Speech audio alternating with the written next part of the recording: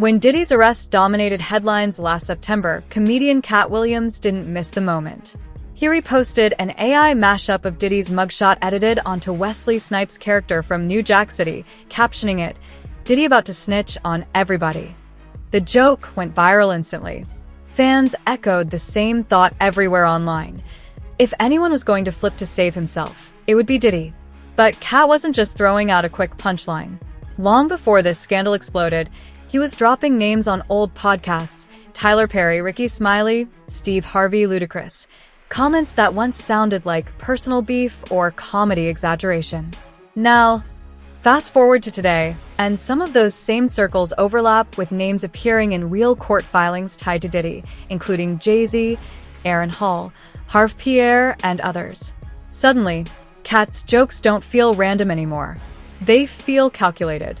What once sounded like comedy may have been clues hiding in plain sight, and now, we're about to connect the dots between stand-up comedy and one of the most explosive federal scandals in hip-hop history. Club Shay Shay, yeah. I was trying to do something there that hadn't been done. I thought that I had figured out the algorithm mathematically, and I thought that I could show that. And when I wrote it out to kill the careers of the people I was talking about, right?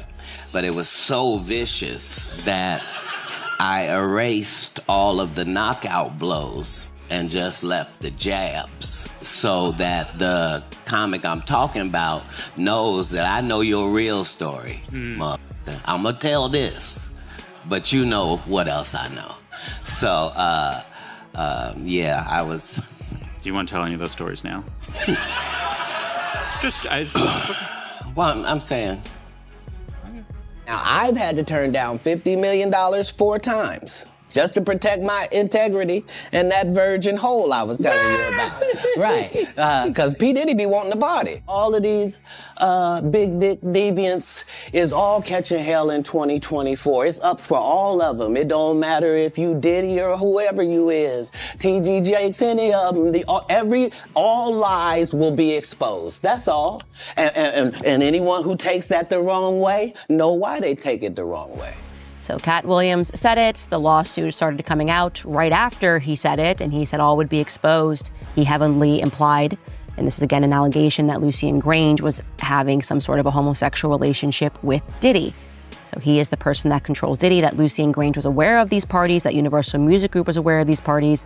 Essentially, that Diddy is the thug and the gangster working on behalf of Lucien Grange. They did not know that he was recording them. I mean, when I read through that lawsuit, Rodney made it very clear that he had hidden cameras. And if you are a person like LeBron who says ain't no party like a Diddy party, you got Ashton Kutcher talking about what happens at Diddy parties stays at Diddy parties. And finally you learn via the press that actually Diddy has been collecting evidence on all of you, and you don't know where those tapes are. That will buy your silence for quite some time, because you're hoping that if you keep your head low, you're not going to be revealed as one of these people that was engaged in some of these acts, whether they were heterosexual or homosexual, it doesn't matter. Maybe you're just cheating on your wife and you don't want that to get out into the public. Maybe you were, as Katt Williams described it, in one of the rooms. He said you could just walk around the house. He said this on stage years ago, that you could walk around the house and you would see people engaged in various sex acts. And again, Katt Williams was someone who was dismissed as crazy and dismissed as a drug addict. And it turned out that, or it seems that if these allegations are proven to be true, and I believe they are, then he was telling the truth. Do you think that like stars and get offered that kind of thing, like to compromise themselves sexually for entertainment? I was as shocked as anybody about how powerful Harvey Weinstein was at the time that I was meeting with him, and how he could not be told no. You follow what I'm saying? They'll figure out some way. Right, so I thought that didn't apply to me because I don't care about nothing but bitches and good business, right? In these scary situations, I don't even leave it up to me. Like, I'm gonna do what the superhero would do in this part of the movie, regardless. That's a good way to think about things in general. Yeah. What would the superhero do? Interview 2. Katt Williams started with Tyler Perry. On the surface, it sounded like classic stand-up, Katt joking that Perry can't play a man to save his life. But beneath the laugh was a layer most people never noticed. Early in Perry's career, when he was still pushing his first independent scripts, Diddy Combs' Circle reportedly played a behind-the-scenes role. Industry insiders have long pointed to financial backing, strategic promotion, and high-profile premieres in Los Angeles and New York, complete with VIP invitations for influential celebrities eager to see the next breakout filmmaker. These connections weren't splashed across tabloids, but traces of them appear in the fine print of Perry's earliest projects, including Diary of a Mad Black Woman and Medea's Family Reunion. Perry rarely talks about that phase, but the foundation of his rise followed a familiar blueprint, one that mirrors the bad boy playbook. Suddenly, Katt's joke feels less like shade and more like a warning hidden in plain sight. I heard that you bought a military base in Alabama. Is that true? A military base? As starving comedians would do. Now, I don't know if you're being truthful or not. Did you really buy one? Yeah, Fort McClellan. Yeah, What? because the reason why like my life works in golf and off the golf course is because I follow instruction well, right? Mm-hmm. So if I see somebody do a good job, I just want to do a good job. Yeah. I'm gonna follow the example. Yeah. Right? So Tyler Perry got a military base. That's correct. Made it into a movie studio and started making movies. Katt Williams. Bought a military base. Are you making movies? I'm not wearing dresses. Yeah, making movies. You're missing the point. At what point in Tyler Perry's career was he Samuel L. Jackson or Denzel Washington? Which are the only two black men I can think of that never had a dress on. Yeah, but I don't think it's about At what point, it is about that. It is about that because he's the only black man that we already established has $1 billion for making movies. He's the only black man with his own studio, but he's also putting out material where he got a goddamn dress on every year. Because every time you turn around, at every iteration of his success, be it the plays that took over and got him popular, be it the shit that he did on TBS, be it the first movies that he did, be it the movies that he does now. So what is his excuse for doing Madea content now? Because there's an audience for it. There's an audience for it. There is an There's an audience for it. Tyler Perry told his male actors they're not allowed to consort with me because I saw you at a Diddy party, Tyler. And you were having a glorious time.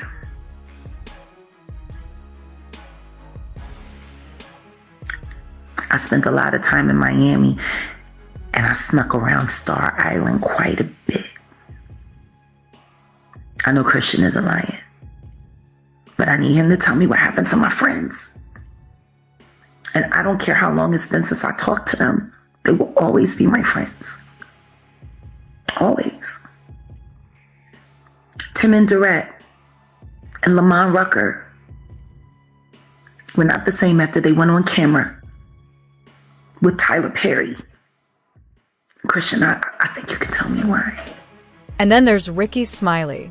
According to long-standing industry whispers, Smiley learned the inner workings of entertainment at Diddy's private Atlanta parties, and these weren't open-door events.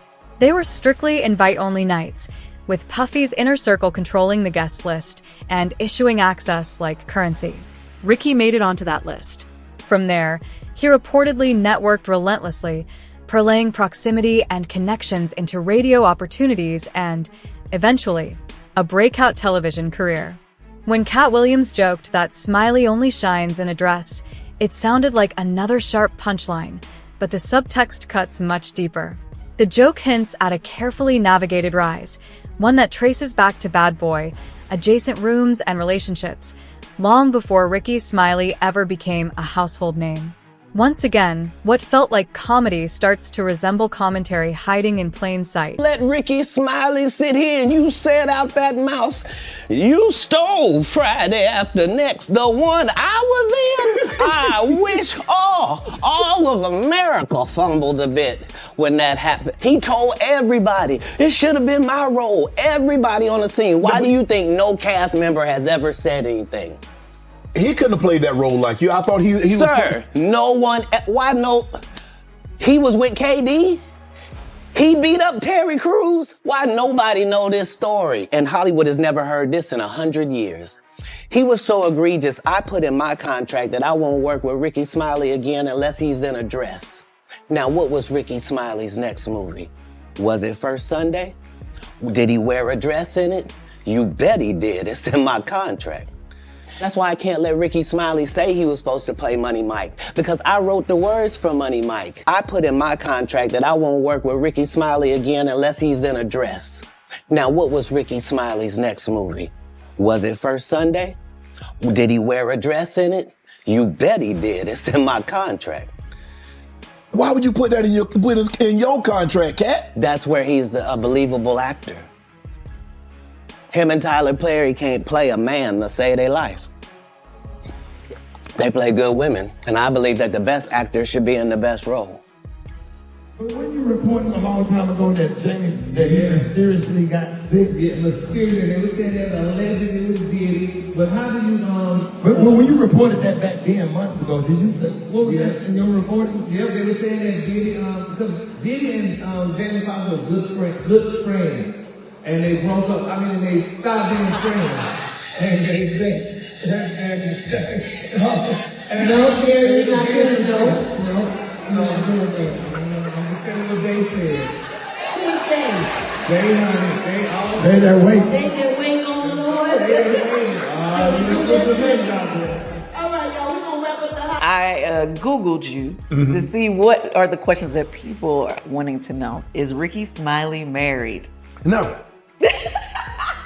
Have you ever been married? I was married. Oh, you were? I was married for 12 years.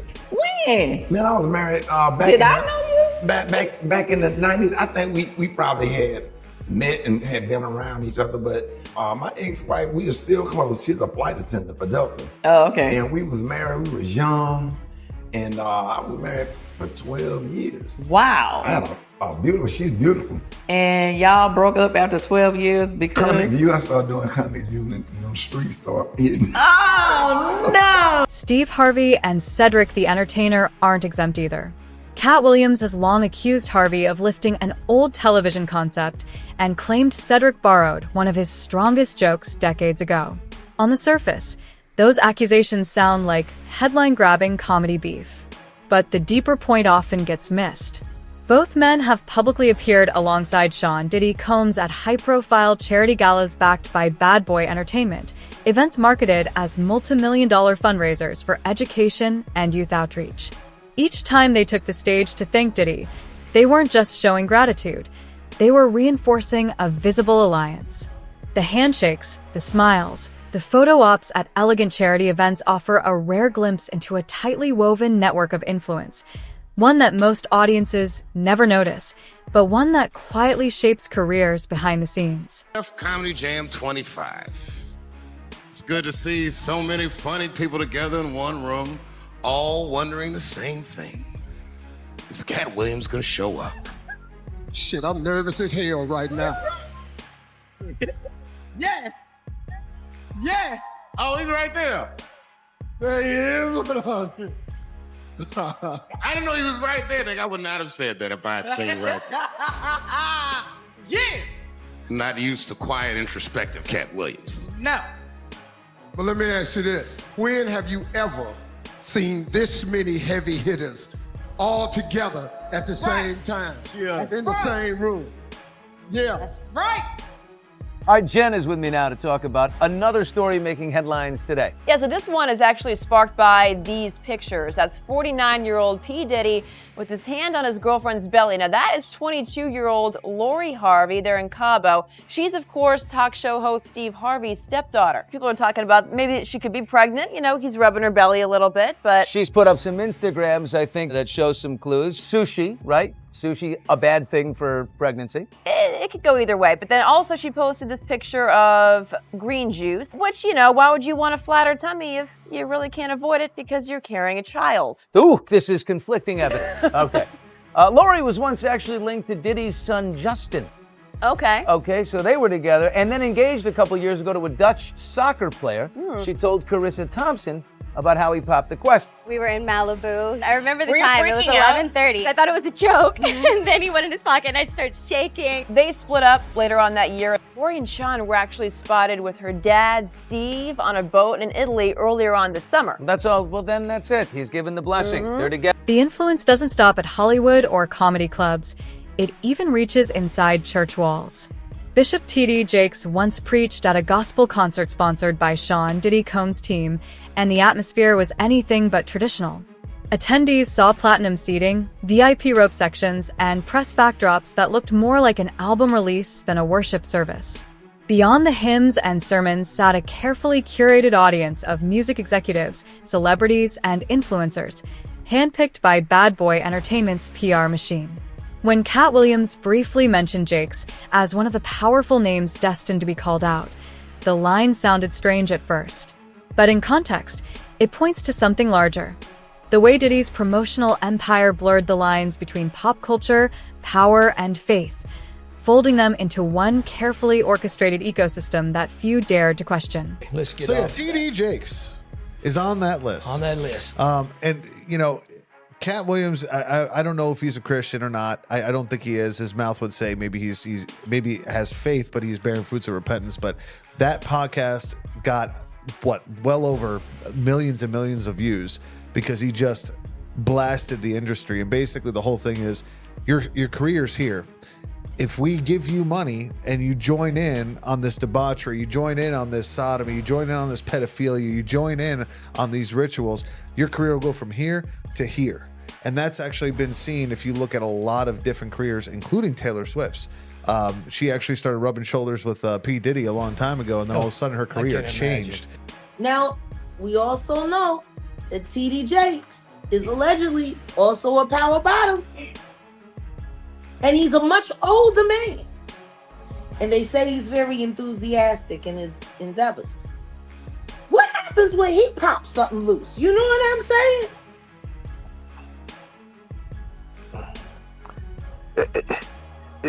It's funny because they're mentioning sex workers, but they're not mentioning women. They're mentioning men as sex workers. Yeah. Like is that a thing where like there's a website? I mean, what? It's just wild to hear like you mention the You normal. never heard of Grindr? I personally have not. That is what. Why don't nobody ever talk about the fact that T.D. Cakes has an account allegedly on Grindr? Kevin Hart gets called out next, labeled by Katt Williams as an industry plant. According to Katt, Hart's biggest films, from Ride Along to Night School, didn't move forward without first passing through Sean Diddy Combs' inner circle. Look closely at the credits, he says, and a familiar name appears, sometimes through Diddy's venture interests, sometimes tied to soundtracks, sometimes listed in executive roles. Even Hart's stand-up specials landed on platforms where Bad Boy connected distribution deals were already in place. To Katt, those repeated overlaps aren't coincidence, they're a pattern. One that suggests Hart's rapid rise ran parallel to Combs' expanding empire. And the real question Katt leaves hanging isn't if there was a trade-off, but what it was. Only Katt knows what he meant, and why he's saying it now. He said he turned down $50 million 4 times. No, he didn't. To protect his integrity and his virgin hole. No, he didn't. He did that. He did that to say that Kevin Hart took $50 million to unvirgin his hole. Can you explain a little bit? No, I just told you what happened with that. So you don't believe Katt when he says that he turned down 50 million four No, times. I believe that was a punch at what he did, what Kevin Hart did for that movie Get Hard. He showed y'all what he did. He sucked Will Ferrell's to get hard. Now he's high. Now he's acting all hard. Every picture he just short. He wasn't ready. All that.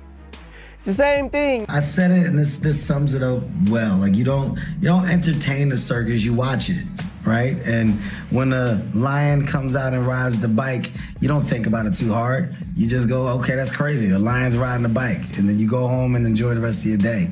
I don't feed into the stuff at all. At the end of the day, it's all entertainment to a certain degree. So you just hope that people can be smart enough and have a tremendous amount of logic to just go and possibly do research or fact check. And if they do, then great. If they don't, then kudos to that as well.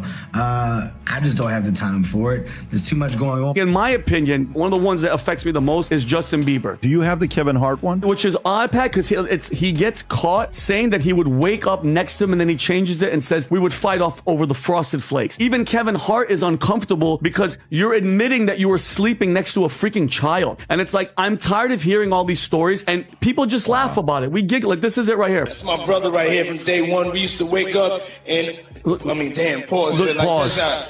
I mean, back in the days when he was like 10 and I was 10 years a little old. bit older, his older brother, we used to fight over the Frosted Flakes. You know what I'm saying? Before pause was invented. You know what I'm saying? But it's my brother for real. We used to actually wrestle off of the Frosted Wake up Flakes. Taylor Usher. He used to always get up early. Now he's one of the richest stars in the world. And What the fuck did Puff just say? Nobody's gonna acknowledge this for me. Puff just said we used to wrestle over the Frosted Flakes, and we're streaming live. And then there's Ludacris. Katt Williams makes a bold connection, even hinting at an Illuminati-level influence behind his career. According to him, only an organization that powerful could justify a $200 million record deal. The claim walks the line between myth and comedy, but the real story is in the partnerships themselves. Collaborations on each other's albums, joint festival performances, and tribute shows for the Notorious B.I.G. where they shared the stage. All of these moves reveal a trust and alignment built over decades. Katt frames it with conspiracy language, but you don't need secret symbols or hidden codes to recognize the strength of that alliance. The proof is in the pattern of their actions, not the theory. No, so we were both invited to an Illuminati thing. One of us had to cut off all their hair and couldn't do the sideburn thing no more with the points. And the next person they said was going to get $200 million because they were going to pay him $10 million a movie to do 20 movies. And that's how the conversation happened. One of those persons turned out to be Ludacris, and the other person turned out to be Katt Williams. I didn't get it. I'm not mad about it. How much money they give? 200? Sir, Fast and Furious is on what number right 10. now? Did you start to worry any about your own safety and stuff? Well, what it was that I was attempting to do was impossible. So before I do this interview, there is no Illuminati. It's just a joke. It's just something that crazy people talk about. There's no such thing as our side and God's side. None of that is even real.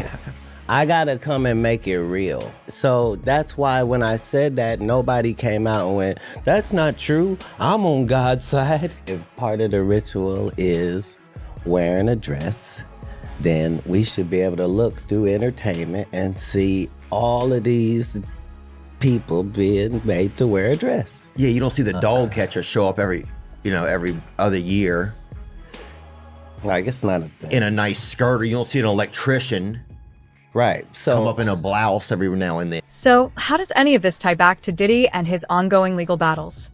To make sense of it, we need to rewind to March 2024. That month, federal agents executed raids on Sean Diddy Combs' homes in Los Angeles and Miami, seizing electronics and documents as part of a federal sex trafficking investigation. By September, a grand jury had handed down indictments charging Combs with racketeering, sex trafficking, and transportation of minors. Then, in December, the court filings shocked even the most seasoned reporters. Among the allegations, Sean Jay-Z Carter was named alongside Combs, accused of drugging and assaulting a 13-year-old girl following the 2000 MTV Video Music Awards. These revelations not only rocked the music world, they threw an entirely new light on the web of relationships and influence Katt Williams has been highlighting for years. It's like this, obviously you're not making any kind of a dynamic entry. This isn't a hostage situation, right? Where that's not what's happening here. However, they did know that there would be weapons there, armed security, those kinds of things. That's why you saw those warrants being served by, for the most part, a tactical SWAT team. Simply, that is procedure to keep everyone safe. A lot of people were frustrated when they saw the video that came out of the warrant, that his home was, in, I guess, disarray. But again, and I had said this before, my gut said they were looking for digital evidence, which is in that indictment. There's a lot of mentions to digital evidence. And that's why they tore up couch cushions. That's why they made holes in walls. They were looking for flash drives, tiny devices where these things were stored. And so all of that is done methodically. It's all cataloged. And in a case like this, where you're not necessarily rushing, to put out a fire or something like that, it was all done in a very methodical way. You typically go through room by room to catalog all of that evidence. The federal indictment of Sean Diddy Combs has been unsealed. His charges: stalking, racketeering, and transportation to engage in prostitution. Combs allegedly planned and controlled the sex performances, which he called freak-offs, and he often electronically recorded them. In addition to the violence, the indictment alleges that Combs threatened and coerced victims to get them to participate in the freak-offs. He used the embarrassing and sensitive recordings he made of the freak-offs as collateral against the victims. The indictment also alleges the 54-year-old maintained control over his victims in several ways, including by giving them drugs, giving and threatening to take away financial support or housing, promising career opportunities, monitoring their whereabouts, and even dictating physical appearance. The rapper Jay-Z has been accused of raping a 13-year-old girl in 2000, allegedly along with Sean Diddy Combs. Our US correspondent Martha Kellner has the latest from Los Angeles. This civil suit was originally filed back in October against Sean Combs, better known as P. Diddy. It has now been amended to also include allegations against Jay-Z, whose real name is Sean Carter.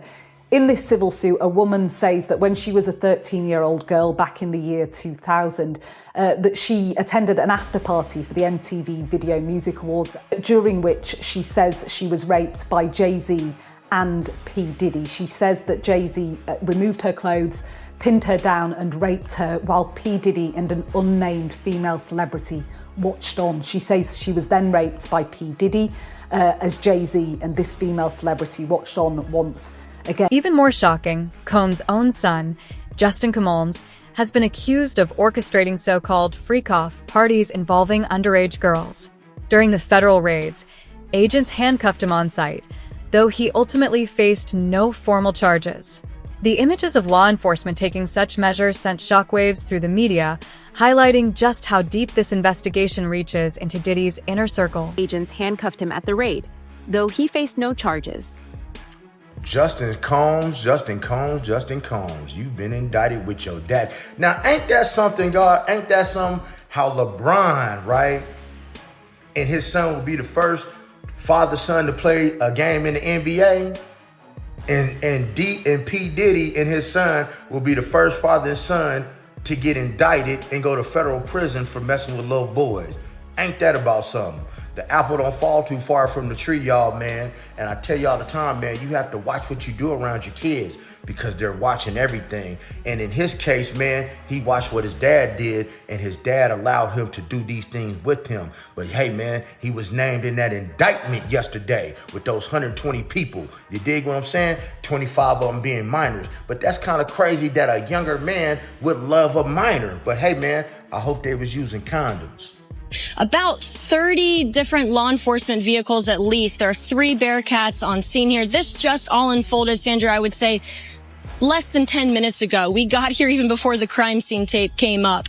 So we're just down the hill. If you look up this street where Tony is right now to the right, you'll see one of those Bearcats, and law enforcement. And on the other side of those bushes, basically, is that home that is registered to Bad Boy Films, which is... Former Bad Boy singer Kenna Harper appears as a witness to alleged incidents of violence against Combs' ex, Cassie Ventura.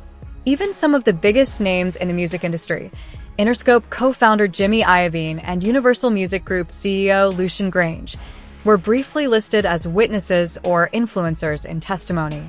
While Grange has since been removed from the filings, the eerie similarity between the court documents and the roster Katt Williams casually named and shamed on his podcast is striking. In the world of Puff Daddy, coincidences are rare, and connections run deeper than most outsiders realize. New revelations show that after Don Richard filed her lawsuit against Diddy, he allegedly bombarded his former bandmate Kalena Harper with over 50 calls in one day and reached out a total of 128 times over 4 days.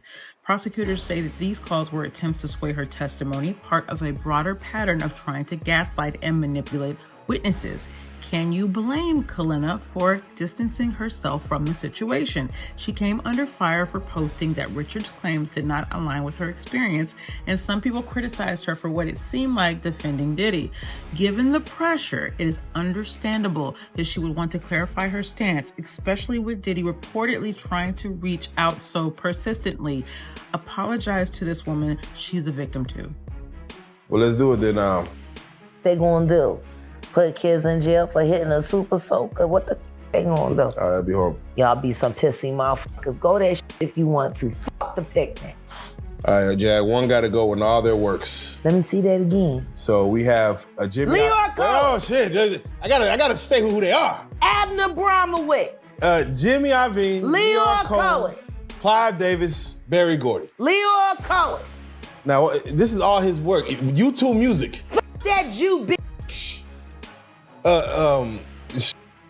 So you say he Jay-Z, all that is, damn, These aren't just rumors or internet conspiracy theories. They're documented in federal indictments, sworn statements, and official court filings. As the cases move toward trial in May 2025, every name on this sprawling list highlights just how far and how deep Sean Diddy Combs' empire really extends. Whether these celebrities knowingly aligned themselves with his world or simply found themselves in the wrong place at the wrong time, one thing is undeniable. When Katt Williams claims he's exposing every star in Diddy's circle, he's not guessing. He's working from the same legal documents that reveal a wide-ranging, star-studded web of alleged misconduct, a network few could have imagined before now. Hanson, would you please start a podcast? The community will freak out. Everyone knows you speak the truth. I do not enjoy listening to me talk. So if I did a podcast, it would have to okay, the answer is yes. Fine, I'll do the podcast, and I'm working on it. All right, there you go, Tim. If these revelations shocked you as much as they shocked us, go ahead and smash that like button. Drop your thoughts and questions in the comments. Who surprised you the most? Who do you think will fight back? We want to hear your take. Then make sure to subscribe and hit the bell so you don't miss the next explosive chapter in this unfolding story. Thanks for watching and stay tuned. This saga is far from over.